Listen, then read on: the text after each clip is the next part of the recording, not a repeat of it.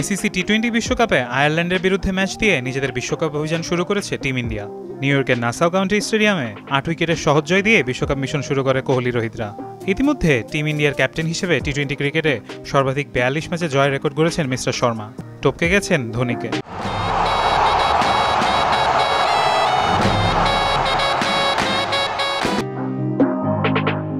রোহিতের পথ চলাটা সহজ ছিল না। লম্বা সময় ধরে রোহিত কোহলির দ্বন্দ্ব ওপেন সিক্রেট, কিন্তু ব্যক্তিগত সমস্যা পেছনে ফেলে দুজন একসাথে খেলেছেন দীর্ঘদিন থেকে। ভারতীয় দলে বিরাট কোহলি ও রোহিত শর্মার মধ্যে যে একটা লড়াই শুরু হয়ে গেছিল তা এক প্রকার মেনেই নিলেন প্রাক্তন কোচ আর শ্রীধর। রোহিত এবং বিরাটকে ঘরে ডেকে সব সমস্যা সমাধানের চেষ্টা করেছিলেন রবি শাস্ত্রী। তারপরেই রোহিত এবং বিরাটের মধ্যে সম্পর্কের উন্নতি হয়।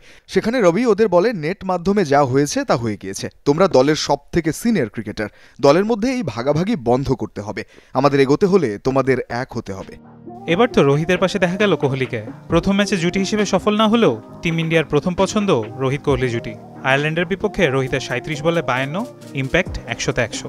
অপরদিকে দীর্ঘদিন পর ওপেন করতে নেমে ব্যর্থ ছিলেন কোহলি। দুজনেই ভারতীয় ক্রিকেটের প্রাণ ভোমরা, ভারতকে জিতিয়েছেন বহু ম্যাচ। রোহিতের ১৪৪টি টি-20তে ১৩৯.৯৪ এভারেজে ৫টি সেঞ্চুরির পাশে আছে ৩০টি অর্ধশতক। ১১০টি টি-20তে ১৩৭.৯৬ স্ট্রাইক রেটে ১টি সেঞ্চুরি ও ৩৭টি ৫০ আছে কোহলির। টি-20 বিশ্বকাপের ইতিহাসে 10টি ৫০ ইনিংস রোহিতের, যা দ্বিতীয় সর্বোচ্চ।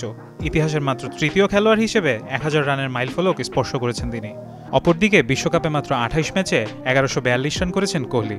১৩১ স্ট্রাইক রেটে ব্যাটিং করে ৮১.৫০ গড়ে তার 50 14টি। নিজেদের সম্পর্ক সাপে নেউলে হলেও তার প্রভাব কখনো দলের উপর পড়তে দেননি কোহলি রোহিতরা। অপরদিকে বাংলাদেশে সাকিব তামিম দ্বন্দ্বের জেরে বাইরে তামিম। ফারহান ইসান, যমুনা স্পোর্টস।